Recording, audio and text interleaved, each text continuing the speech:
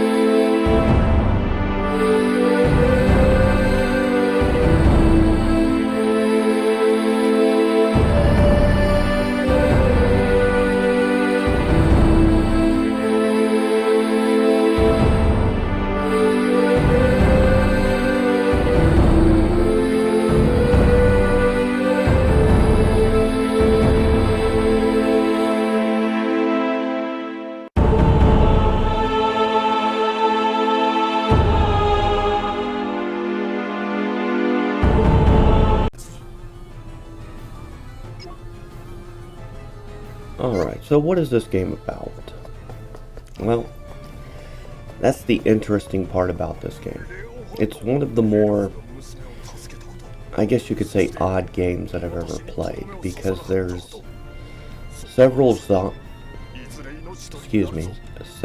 genres strung together to create this game.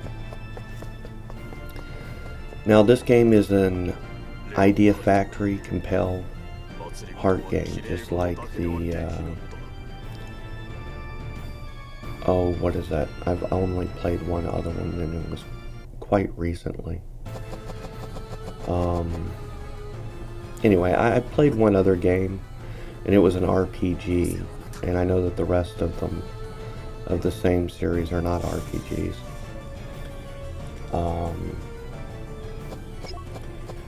And it was a little bit of an, I wouldn't say odd. It was an old style game with what I guess you can consider popular characters or newer characters. Super Neptunia RPG, that's what it was called. I was hoping the name would come to me. I'm really bad with names, people. But regardless, this game has, like I said, several genres blended together. It is an RPG game.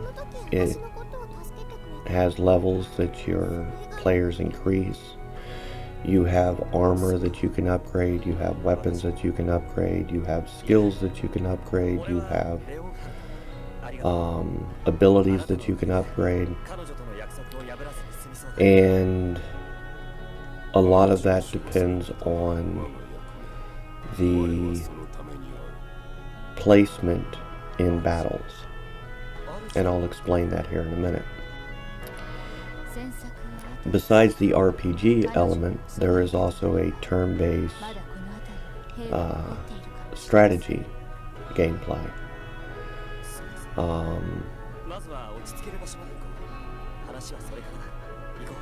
So instead of being a real-time strategy, it's a turn-based strategy. And then you have the third aspect of this game, which is the dating simulator, which is odd in and of itself. I think altogether I have, like 4 dating simulators, if you want to call them that. And the Agarest, however it is pronounced, I don't know, makes up 2 of those. And then another one is more of a visual novel. And the last one, I guess you could consider a standard dating sim. But it's not a genre that I truly enjoyed. I wasn't really into the whole dating simulator genre thing. But I did want to see what it was, how it played, things to that effect. The same thing with like visual novels. I think I own like a total of 4 or 5 visual novels. It's not a genre that I'm really interested in that respect. But I did want to understand what they were, and I did want to give it a try. Same thing, you know, with like RPGs, but I own hundreds, if not over 1,000 different RPG games. Everything from CRPGs to the newer real-time RPGs.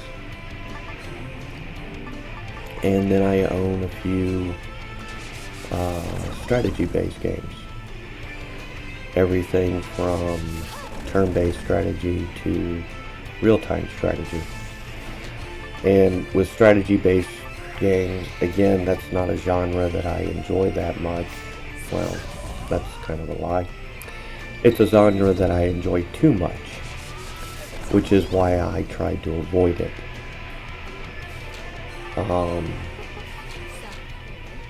As a result, I think I probably have 15 to 20 strategy type games. Getting back to the dating sim part of this game, it's a system that's called Soulbreed, in which you create new characters for the game by pursuing a relationship with one of the 3 female characters presented to you that you gather through gameplay. And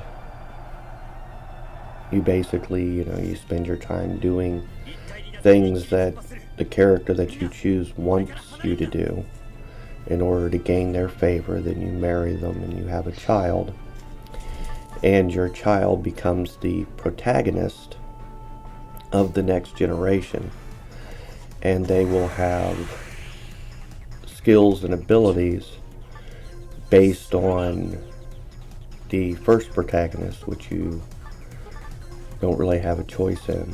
I guess you really don't have a choice in any of them in that respect, but based on the first protagonist and the woman that you chose to pursue, it kind of combines your abilities and skills between the 2 of them to provide you with your next protagonist, which will have a combination of both of those, and so on and so forth. There's 5 generations in this game in total, and the first 4 generations, obviously, you create a new protagonist for the next one in the line. And then you work your way toward the end of the game in the 5th generation. And that's the dating sim part of the game. I already explained the RPG parts of the game. Now we'll get to the strategy part of the game.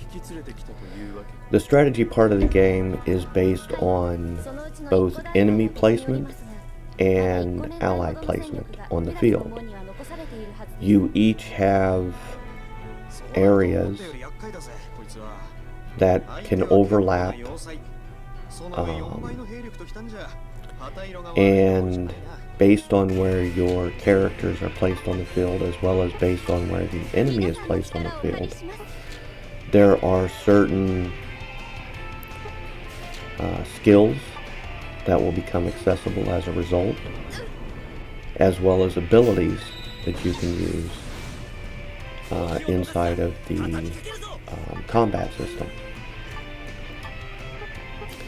The skills are a little more difficult to access because you have to build your skill points up as the battle progresses. And that's also a double-edged sword. The more rounds that you go through in a particular battle, you're also providing time for your enemy to build skill points and then use special skills against you. So it makes the game very difficult, is the best way that I can put that.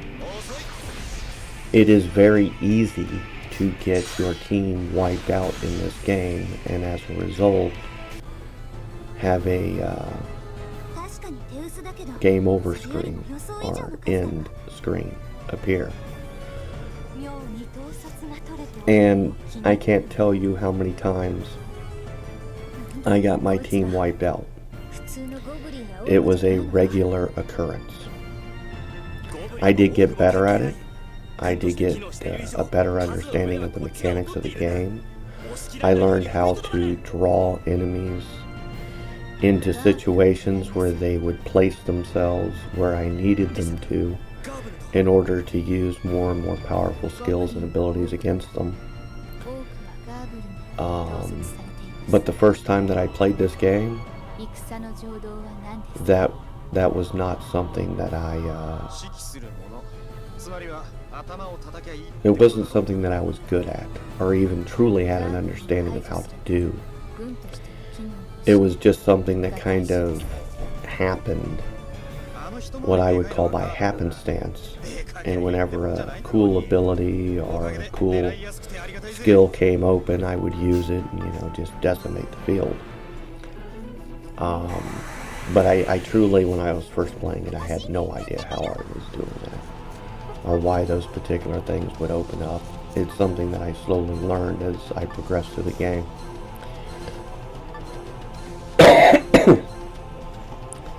And it's not that the game doesn't have a good tutorial. It does, and it does explain all of this to you, but it doesn't tell you specifics in that respect. It doesn't say your enemies need to be lined up like this, this, and this compared to how your allies are lined up like this, this, and this. It tells you that on the very basic skills, but as you progress and gain more, it doesn't explain all of them. Absolutely not. You kind of have to just figure that out and then memorize what those placements are and then try to recreate that in later battles. It's actually easier than it sounds once you get the hang of it. It's very difficult to begin with because you really don't have an understanding of what you're doing. And that's, I guess you could say that's one of the draws of this game. I found it odd that a dating sim, which is what I wanted to assume this game really was, would make its gameplay so darn difficult. But that's really not what's going on here. It has dating sim elements to it, absolutely. That is part of the game, absolutely. But the game itself is a blend of RPG and strategy-based gameplay. That's what the game really is. And that's what it's focused on. The story is focused on the dating sim. The gameplay is focused on the other elements. There is a story here. It's not a bad story.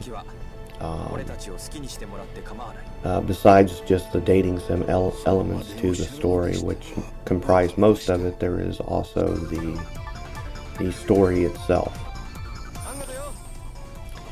So let's get into the story itself. The story starts out, you're the general of an army of humans, and you go through great battles and you gain great prestige. But as you do so, you start to realize that the leaders, those who are above you, seem to have ill intent. And you don't know where that's coming from, but you know it's not good. It's like a great evil has placed its shadow over the land, and it started to manipulate and control the humans around you. As a result, you become a traitor to your own people. For whatever reason, which you find out through the story, but we won't get into that right now. For whatever reason, you seem to be immune from this malevolent force controlling you as it has done others, from the shadows. Eventually, you meet up with a high elf And apparently she's the last high elf alive in the world. And as you try to protect her, she ends up summoning a great beast, which is called a larva, and that larva will eventually evolve into something akin to a god or a demigod. And many things can happen to larvae as that happens. Some of them are born evil or with evil intent, and then can turn to good as they grow and gain experience. Others are born good and can turn evil as they grow and gain experience. And others are relatively neutral throughout their entire life. Or they're neutral and they turn good, or they're neutral and they turn evil. I mean, all of these things are possible with a larva. Her larva, I would say, starts out neutral, and then depending on your actions as you go through the game, will determine which direction it takes, regardless of its master that summoned it. There is a light and dark system in this game. Every decision that you make through the storyline will either send your essence toward the dark side or send it toward the light side. I personally preferred to send myself toward the light side. I tried to be a better person. But one of the interesting parts about this game as well is that sometimes no matter what decision you make, it's a dark side decision. So as long as the rest of the decisions that you're making are light side decisions, you'll never completely go to the dark side. In fact, most of the time you'll stay either neutral or slightly good. Not that it's impossible to get, 100% light side, you certainly can. But by doing so, essentially you're playing your character as if they are extremely naive of the world around them. And I'm not a naive person in that respect. I understand that, people can be evil, people can do bad things. I understand that when situations are moving in a particular direction, there's a good chance of really bad things happening. And even though trying to help those people is considered by this game, for whatever reason, a dark side decision, you end up with light side decisions as a result. So it's one of those type of things. It's kind of hard to explain once you play through the game and see that play out for yourself. And I'm guessing that the game is calling it a dark side decision because a more evil character wouldn't be doing the wrong thing for the right reasons. I guess that's, chaotic good or whatever. Like I said, it's hard to explain. Getting back to the story. Once you're considered a traitor, you end up trying to help a town that's being attacked and pillaged by humans.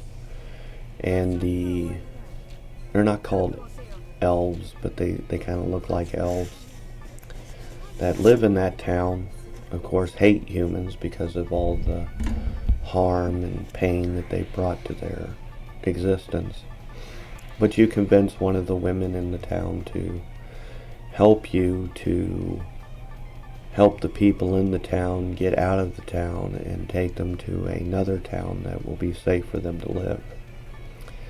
Eventually she ends up agreeing to this, and as a result you meet your first woman that's part of your harem. There are 3 women, like I said, in every generation that are part of this quote-unquote harem, if you want to call it that you collect along the way. And then, like I said, you need to do things that are specific to each of those women, depending on which one you want to have the most affection toward you by the end of the generation that you're currently in. And by doing things specific for that woman, it'll make it easy at the end of the generation to get her to agree to marry you and have a child with you. That's kind of the whole point to it. So,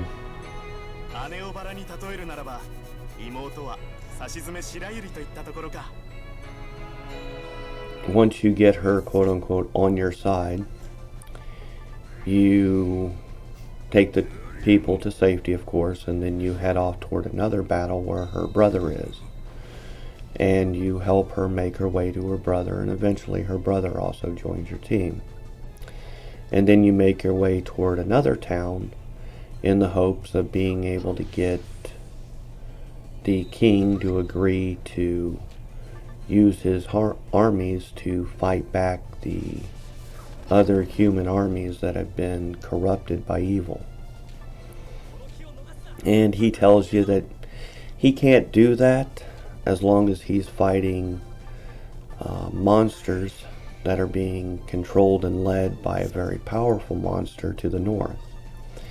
So you agree to go out and fight through those monsters, find the head monster and take care of it as well, therefore relieving his armies to deal with the human armies to the south.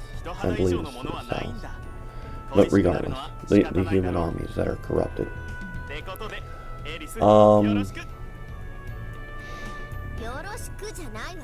While you're on your way to that town, you meet your second woman that becomes part of your harem. And she's a spy for that empire and a good friend of the king. Interesting to say the least. There's a whole lot of things in this game that are censored, by the way. Just to kind of go into the whole censorship thing. Years ago, which you can't find them today, and I do not know why, there was a mod for this game that allowed you to remove all of the censorship, essentially. And then you could play the game as it was originally intended to be played and how it was originally programmed.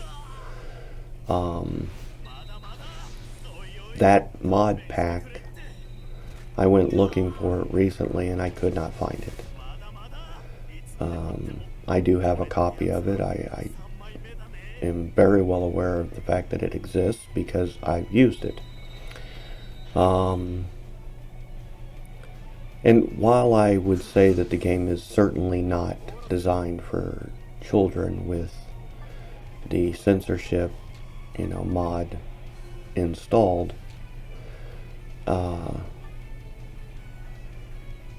even the general discussions within the game, even with it being censored, this game is not for children at all. The topics of discussion, the topics that it goes over, the types of things that it tries to cover are far above that of what any child should be dealing with, period. So I think it's kind of counterproductive, to put it mildly, to censor a game like this, like they have, and then say that it's good for 12-year-olds. No, it is not. The topics covered within are not appropriate for a 12-year-old at all. But this is the sick, twisted type of censorship that we have today. I mean, they hate Stellar Blade, which has 0 sex in it, by the way. But they love Boulder Gate 3, which allows you to literally fuck almost everyone that you come across. So, make it make sense, people. Make it make sense. Anyway, moving on. So you get her to become part of your team, and like I said, she was or is a spy for the empire that you're trying to get on your side.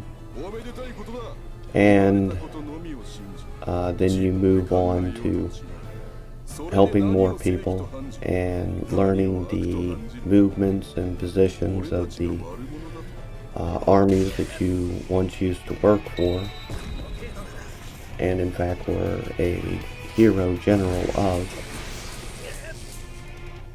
And in the process of doing so, you run into a small garrison of troops that are making their way through the mountains because a large army couldn't move through these mountains even if they wanted to.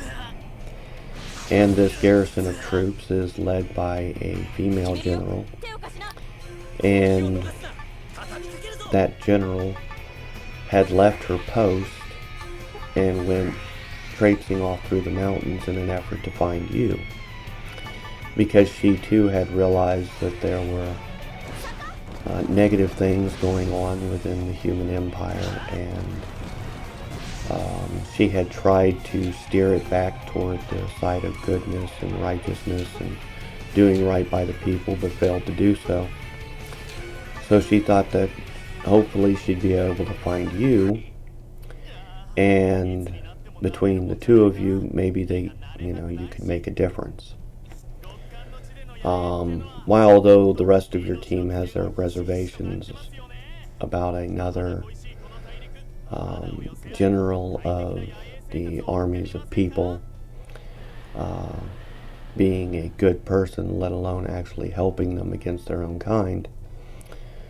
Some of them are willing to give her a chance, others seem more adverse to the idea. But eventually she ends up joining your team as well, and she ends up becoming the third woman that is part of your harem.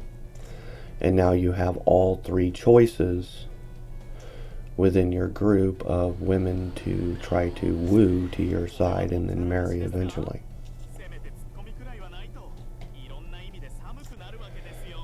Alright, so in the first generation, your arch nemesis is the Black Knight. And he's out in the open about his dealings. He is slowly corrupting those around him. He's given those in power different items that allow them to control monsters of the land, like orcs and demons. And one of your companions has a very powerful item that once belonged to the Dark Knight or his master, and whichever one it is, whether it's the Dark Knight that's the master or there's somebody over him that's the master, they want that item returned, but it has bonded itself to the human that is wearing it.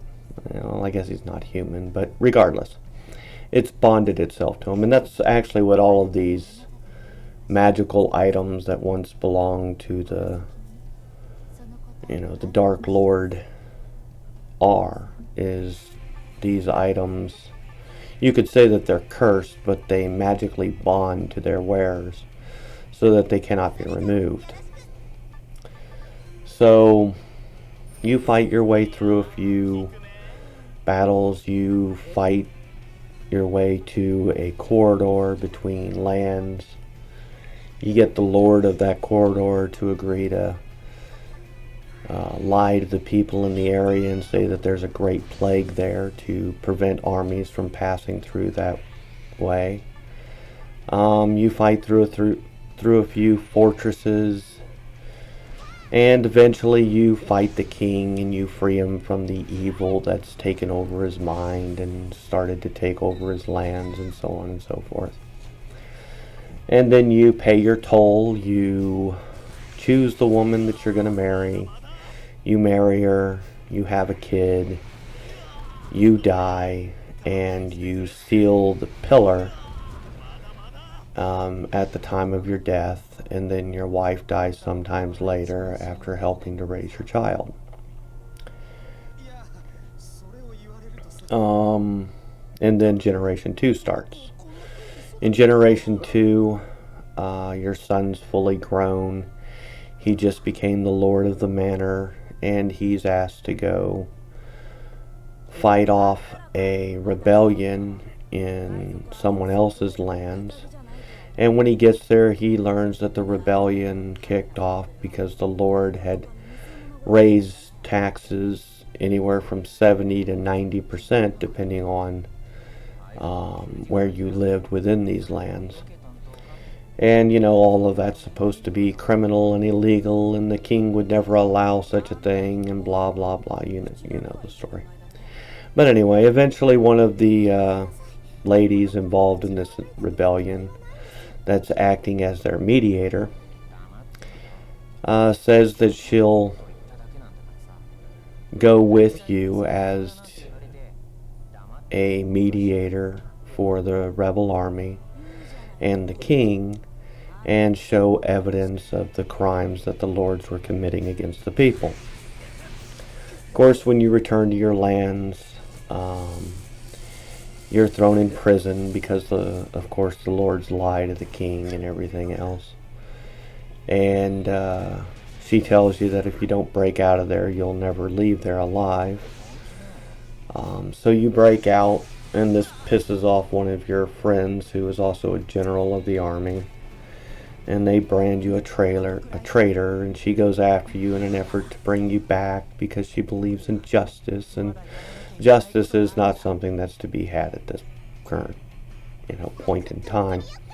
They'll just use whatever excuse and lies they want to kill you at this point, and she refuses to accept that. So you fight your way through her. That upsets her even more. Then you run off into the swamp. You bump into a lady who apparently lives in the swamp, and there's an entire town of people that do.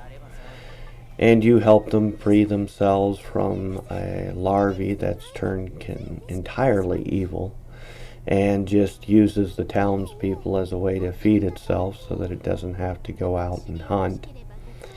And it works out pretty well for him.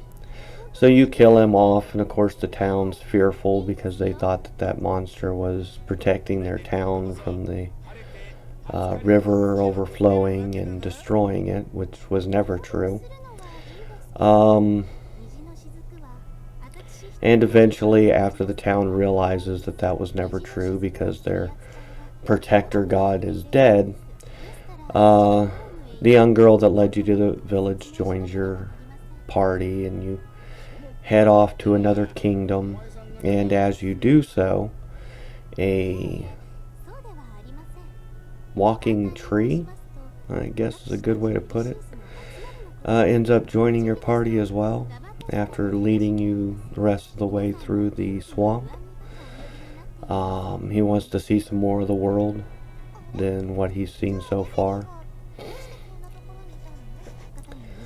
But eventually, like I said, you leave there. You find yourself in a small town, and they tell you that a lady's gone to the coast where a bunch of goblins and orcs are gathering, and they obviously have a leader. And when you head off there to save the lady, you find that it's the same woman that was working with the rebels and got you to escape from prison, which also helped her to escape from prison, but regardless. And she joins your party finally. And then you move on, and you try to find a place for the soldiers that have stayed with you all this time. And the king of the new nation that you find yourself in says that the nation that you've come from has just invaded his lands, and he's not going to accept your soldiers as citizens unless you're willing to fight off this invading army.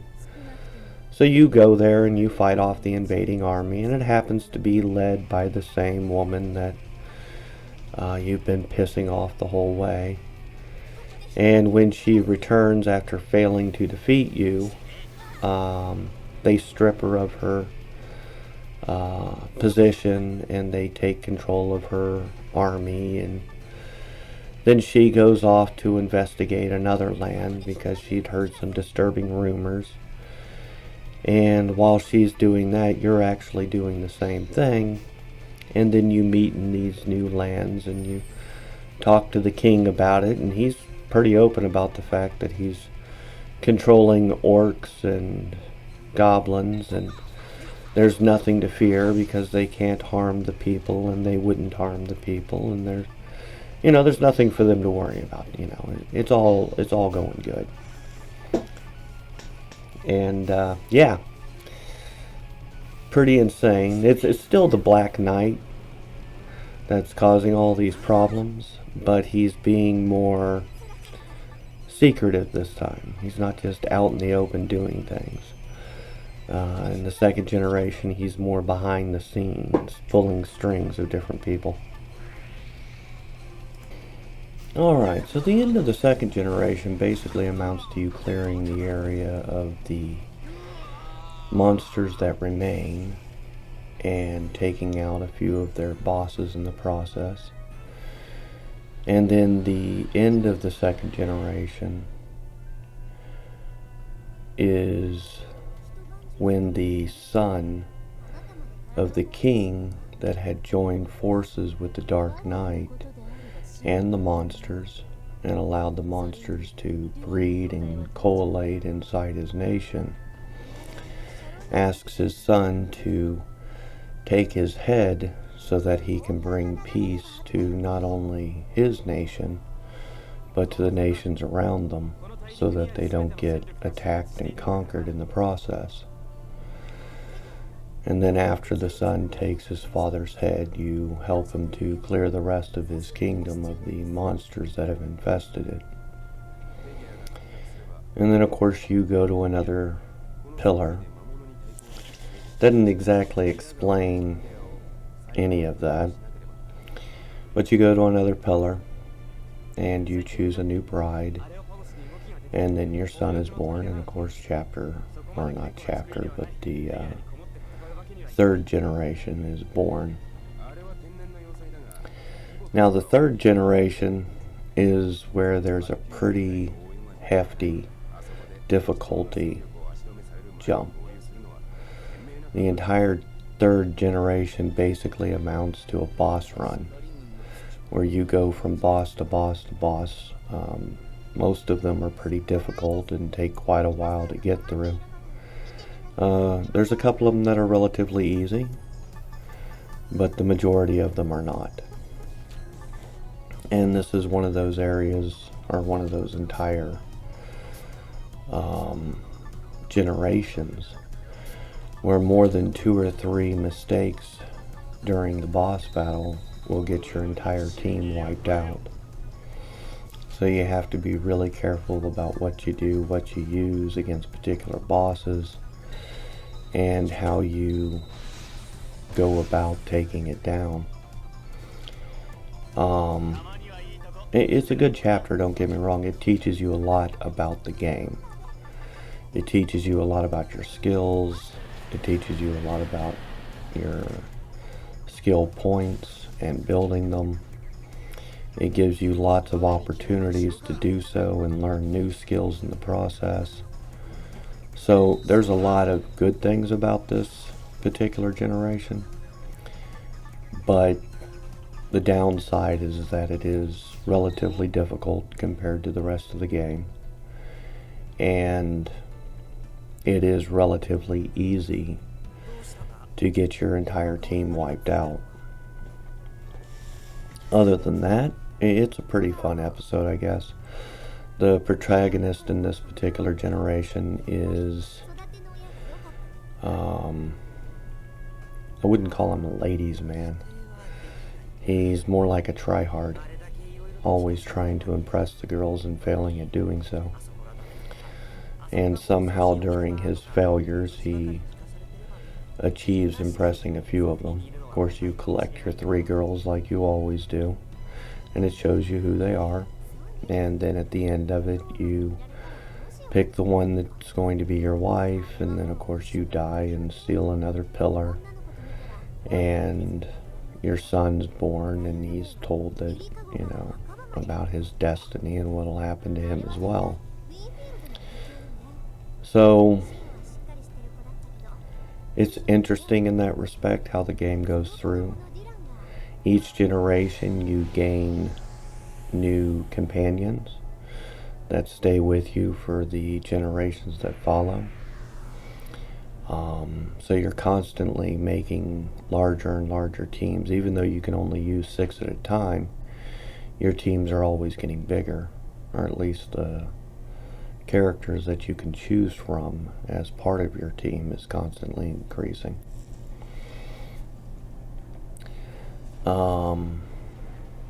You still don't actually defeat the Dark Knight, but you do take on a true larva that has gained or regained most of its powers and abilities, and you do that close to the end of the chapter, as it's the one controlling the main force that has been attacking the entire region. Several towns, prevented you from being able to get access to certain areas, things of this effect. You still haven't completed the task of saving one of your companions from the talisman that he wears around his wrist, but you, at least at this point, have gained enough knowledge that you might be able to create another talisman that can help you in your task to do so. And you've started to collect some of the materials that will be needed to do so. So there's positives that are going around in that respect. Again, you not only lose your father, but your mother as well. It seems to be kind of like a curse of the family at this point. But regardless, it makes for an interesting story at the very least. Alright, so the 4th generation is a relatively short generation. And that can be said as well for the 2nd generation. While the 1st, 3rd, and 5th generations, in comparison, are relatively long. To give a breakdown even further, the story itself of this game, if you were to remove all of the gameplay, is somewhere between 11 and 13 hours total. Let's go with 12 hours for now. It's 12 hours worth of storyline. And then the game, as far as the gameplay specifically, is another 90 hours on top of that. You could probably knock, 20, 25 hours off of that if you knew exactly what you were doing. But realistically speaking, playing through the game, dying every once in a while, learning what the bosses are weak against, strong against, what works well against them, what strategies to use, that sort of thing. You're looking at a good 90 to 100 hours of just gameplay. So there's that. And that's one of the things that I also liked about this game. I like games that have a large amount of just gameplay to them. It makes me feel like I'm getting my money's worth. And while although there is some grinding needed in this first game in order to get through it, a lot of the game is not filled with grinding. And to me, that's just good programming. If you can get through a game going basically from section to section, essentially just doing what the game asks you to do, and taking on the subquests as you go along, and just completing that. And you don't even have to complete all the subquests. With this game, you could get by with probably 25 to 30% of the subquests and you'd be fine. When I played through, I probably only did maybe 80, somewhere between 70 and 80% of the subquests, and I was a little overpowered by the time I got to the end of the game, and that's not a bad thing. So while it does all depend, on how you play the game, I guess, there are also some really good programming mechanics that went along with this game to make sure that it was pretty well balanced all the way through it. And that's not easy to do. You do end up with a few of the characters being overpowered by the end of the game just because they've been around since the first generation of the game.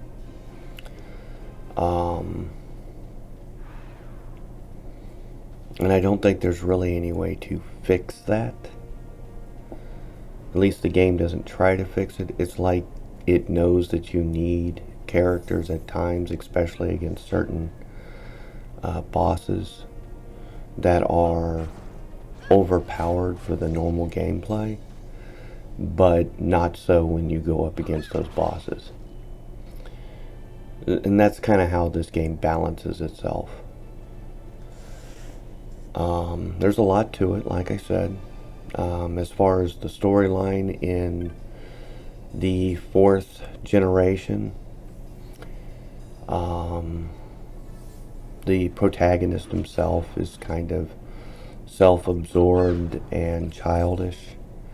He's yet to come to terms with not only his destiny, but his reasoning for wanting not only to live, but to save the world in which he lives within. He also has severe doubts about not only his own destiny, but whether or not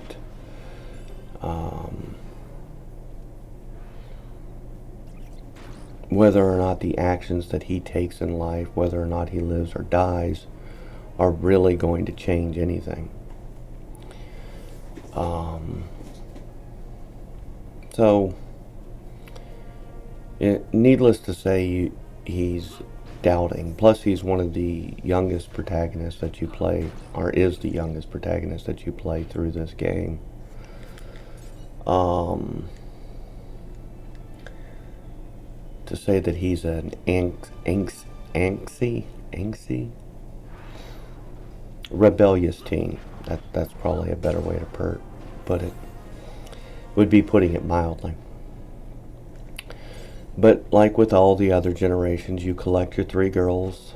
In the process of doing so, you actually create some of your enemies throughout the generation, this particular generation. And those enemies are given powers by the Dark King and his minions. One of the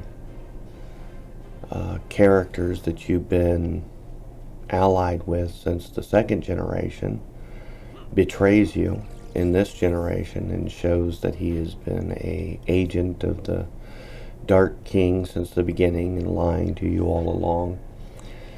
And when you play this game, you realize that truly in the 2nd generation as soon as you find this guy. And he's like, oh, I've lost my memory. I have no idea who I am. Sure, I'll follow you guys. See how powerful I am? And every once in a while he'd slip up, throughout the generations and say something that he really shouldn't have any idea about. Which was just further evidence of the fact that he knew and had full knowledge of his memories the whole time, but you choose to ignore it, and so does everyone else, and they're just like, oh, that's just a quirk about him, Anyway. So he does finally betray you. He kidnaps the High Elf who was responsible for kicking this whole generational war thing off, and the possibility to seal the Dark King away with the pillars in the first place. And he wants to use her blood to create another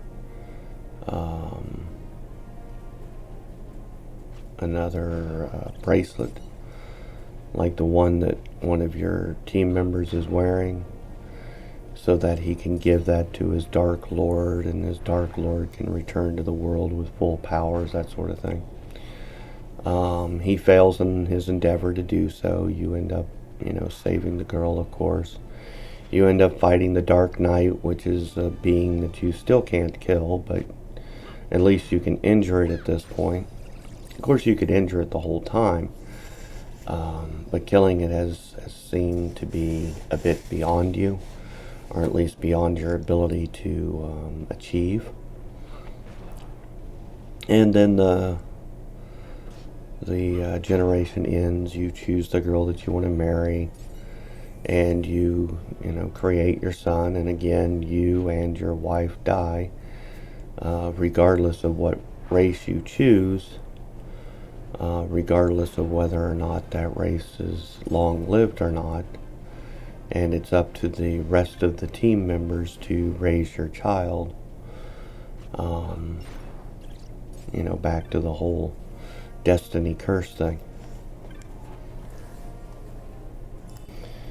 Alright, so the 5th generation is where everything wraps up, obviously, for this game.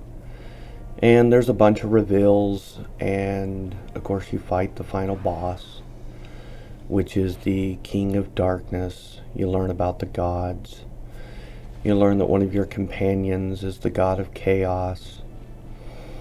And you decide to, rather than seal the gods away again, at least the gods of darkness, to unseal all the gods in an attempt to gain your freedom from their machinations and destinies and things to that effect.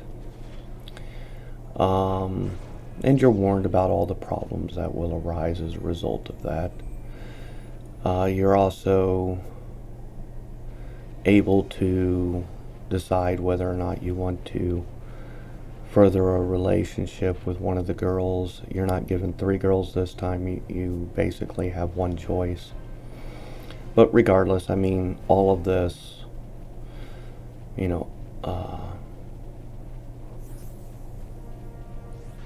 comes together at the end of it, I guess is the best way to say. Culminates, that's the word I was looking for. And the final area that you have to defeat is just filled with, basically the most powerful demons, and a lot of demons that you've already faced, a lot of different monsters that you've already faced, some new ones, very powerful ones, things to that effect. And you decide that you're gonna, like I said, free the world, and hopefully, the mortals can live their life in peace afterwards.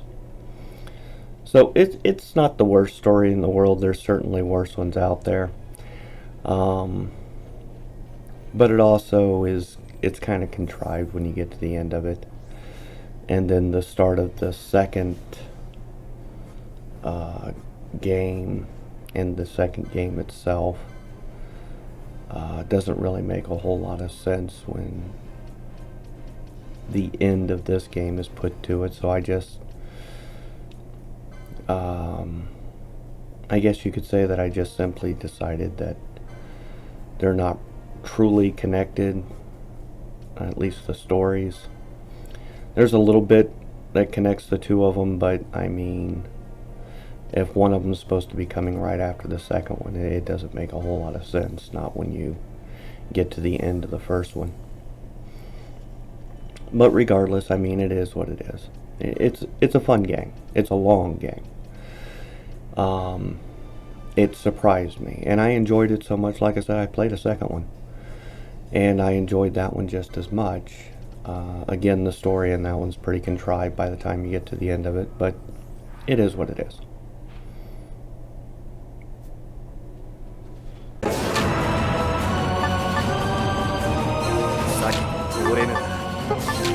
切る。面倒だな。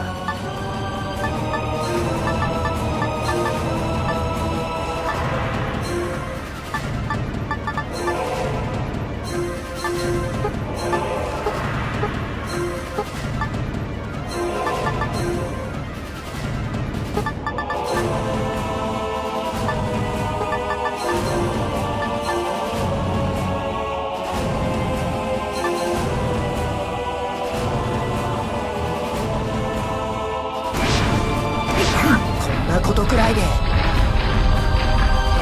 だだ。まだだ。ことくらいで。まだだ。こんなことくらいで。倒れるわけには。誓いを果たすまでは。僕にはまだやらなきゃい。So that'll be my rant for the day. I hope that you enjoy the rest of yours. If you could hit the like, subscribe, rumble, follow buttons, all that does help. And I will talk to you later.